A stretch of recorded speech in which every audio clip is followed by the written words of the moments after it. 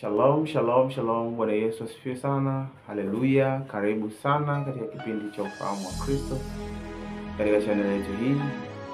Na ukaribisha wewe mpenzi mtazamaji. Karibu sana ushare pamoja na sisi mafundisho ya neno. Leo tutajifunza kuhusiana na ufahamu wa Kristo, kuhusiana na asili ya mbinguni. Asili ya mbinguni. Hii ni hasa cha somo letu, ni asili ya mbinguni. Ule utamaduni, ile culture, ile desturi ya ufalme wa mbinguni. Kila mmoja tunatazamia kwenda mbinguni siku moja. Tunategemea kwenda kutawala mbinguni siku moja, kwenda kukutana na Baba, kumwona Yesu Kristo na watakatifu wengine. Lakini ipo asili ya mbinguni. Yesu anasema, mkisali salini eti Baba yetu aliye mbinguni, ufalme wako uje, mapenzi yako yatimizwe hapa duniani. Mungu pia anapendezwa mapenzi yake yatimizwe hapa duniani. Kama vile ilivyo mbinguni, ndivyo hivyo iwe hapa duniani. Anasema, watakatifu walioko duniani, hao ndio ninaowapendezwa nao. Utakatifu tunaanza kuishi hapa duniani. Kama umempokea Kristo kuwa Bwana na Mwokozi wa maisha yako, yani maisha ya Kristo, ile asili ya mbinguni inaumbika ndani yako na kuanza kuwa exposed hapa duniani, kuonekana katika namna yako ya kuishi. Ukristo hasa ni lifestyle, ni aina ya maisha unayoishi. Sio tu kusali, sio tu kuimba, sio tu kuomba. Ni aina ya maisha unayoishi na watu na jamii iliyokuzunguka. Ni sura gani ambayo kuna watu wana sura nyingine, lakini wanajitambulisha kama ni Wakristo. Mkristo huwa ana sura yake. Mkristo halisi ni yule mwenye sura ya asili ya mbinguni katika namna ya matendo yake. Naomba tusome kwenye kitabu cha Mathayo kuanzia mstari wa 5. Mathayo 5 kuanzia mstari wa 5. Kitabu cha Mathayo, fungua nami kitabu cha Mathayo 5 kuanzia mstari wa 1. Anasema, naye alipoona makutano alipanda mlimani, na alipokwisha kuketi wanafunzi wake walimjia. Akafumbua kinywa chake akawafundisha akisema, heri walio maskini wa roho, maana ufalme wa mbinguni ni wao. Heri wenye huzuni, maana hao watafarijika. Heri wenye upole, maana hao watarithi nchi. Heri wenye njaa na kiu ya haki, maana hao watashibishwa. Heri wenye rehema, maana hao watapata rehema. Heri wenye moyo safi, maana hao watamuona Mungu. Ukisoma katika kitabu hichi cha Mathayo 5 mpaka Mathayo 7 mstari wa 7 mpaka sura ya 7, Yesu anajaribu kuelezea asili na namna maisha ya watu ambao wanamfahamu Kristo, ambao wamepokea asili ya mbinguni, namna wanavyo behave, namna ambao wanavyoishi. Anasema, heri wenye moyo safi. Mstari wa 7 anasema, heri wapatanishi. Hawa watu wenye asili ya mbinguni huwa ni wapatanishi. Huwa hawachochei ugomvi, bali wanapatanisha wale wagombana nao. Anasema, heri watakapowashutumu ninyi na kuwaudhi na kuwanenea kila neno baya kwa uongo kwa ajili yangu. Furahini na kushangilia, kwa kuwa thawabu yenu ni kubwa mbinguni. Kwa maana ndivyo walivyowaudhi manabii waliokuwa kabla yenu. Anasema, ninyi ni chumvi ya dunia. Wale wenye asili ya mbinguni ni chumvi ya dunia. Lakini chumvi ikiwa imeharibika, itatiwa nini hata ikolee? Haifai tena kabisa ila kutupwa. Anasema, ninyi ni nuru ya ulimwengu. Sisi wenye asili ya mbinguni ni nuru ya ulimwengu. Ulimwengu wanategemea sisi ili maisha yaweze kuendelea. Wala watu hawashitaa na kuweka chini ya pishi, bali juu ya kiungo, nayo yawaangaza wote waliomo nyumbani. Vivyo hivyo nuru yenu na iangaze mbele ya watu, wapate kuyaona matendo yenu mema, wamtukuze Baba yenu wa mbinguni. Sidhani ya kuwa nalikuja kutangua Torati au manabii, la, sikuja kutangua bali kutimiza.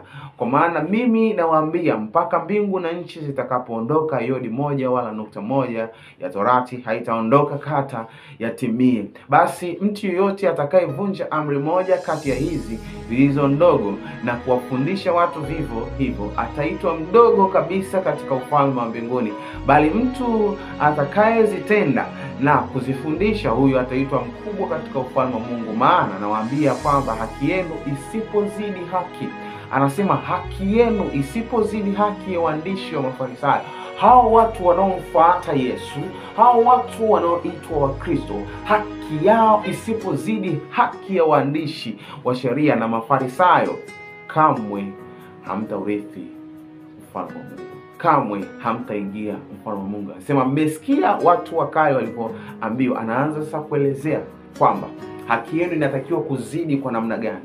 Haki yenu inatakiwa kuwazidi kwa namna gani? Kwa sababu anasema mmesikia watu wa kale, mstari wa 21:5.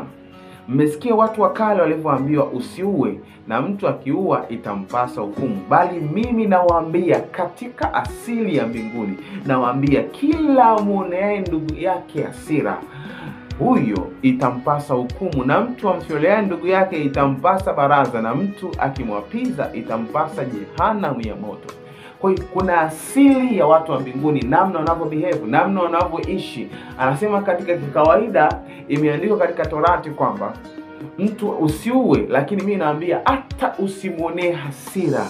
Usimuonee hasira ndugu yako, wala usimtholee ndugu yako, wala usimwapize ndugu yako, maana hiyo sio tamaduni ya watu wa mbinguni, sio tamaduni ya watu wenye asili ya mbinguni.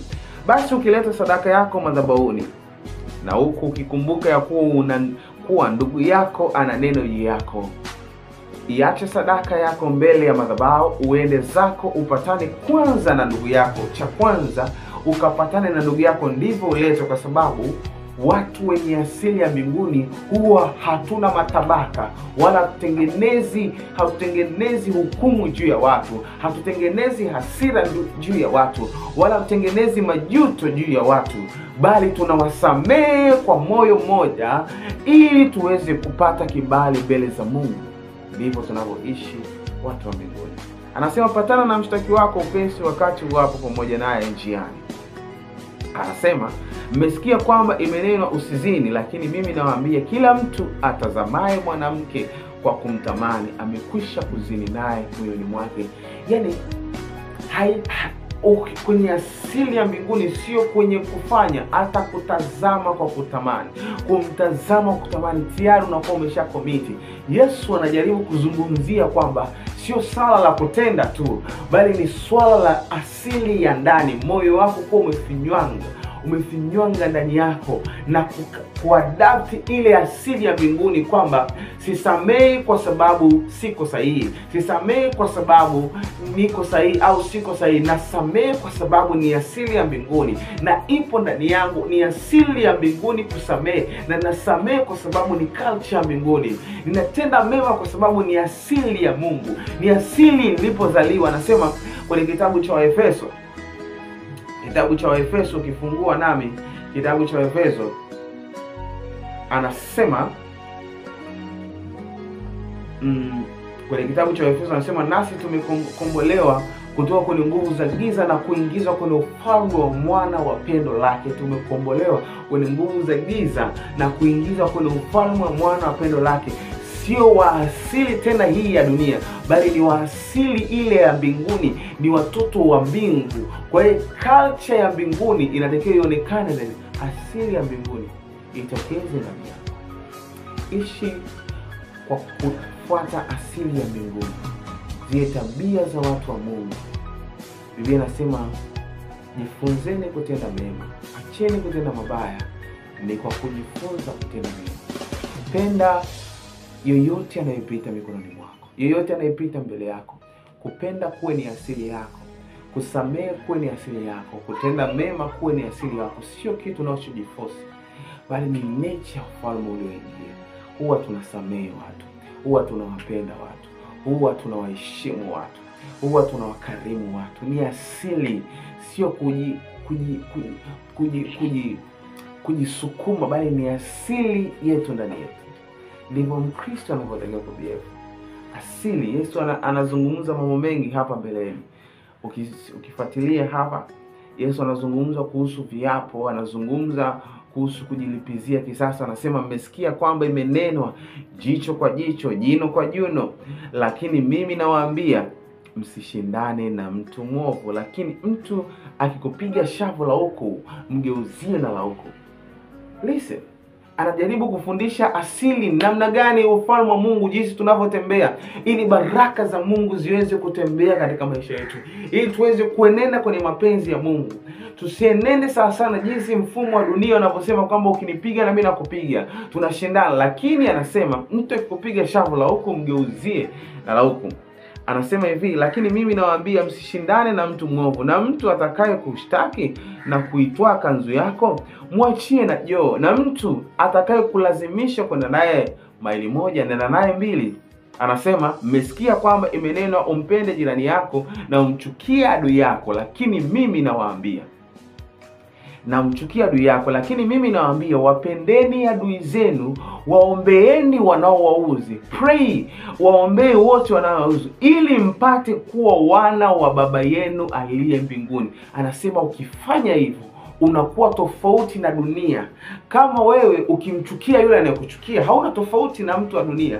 Ukimpenda yule anayekupenda, hauna tofauti. Lakini anasema wapendeni maadui zenu, waombeeni wanaowaudhi, ili mpate kuwa, that you may be the children of your father which is in heaven. Anasema ili mpate kuwa wana wa baba yenu aliye mbinguni, maana yeye huwaangazia jua lake waovu na wema.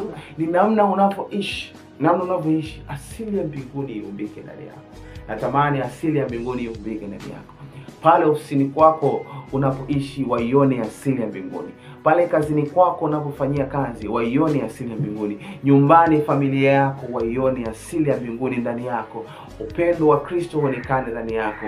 Pendo la mbinguni lionekane ndani yako. Huruma ya mbinguni ionekane ndani yako. Wema wa mbinguni uonekane ndani yako, kwa maana wewe ni nuru ya ulimwengu. Napenda nikupe baraka hizo katika jina la Yesu. Mungu akusaidie ukaishi katika maisha na asili ya mbinguni, ambao ndipo tunapoishi sasa kama Wakristo. Mungu akubariki sana. Uwe na siku njema katika jina la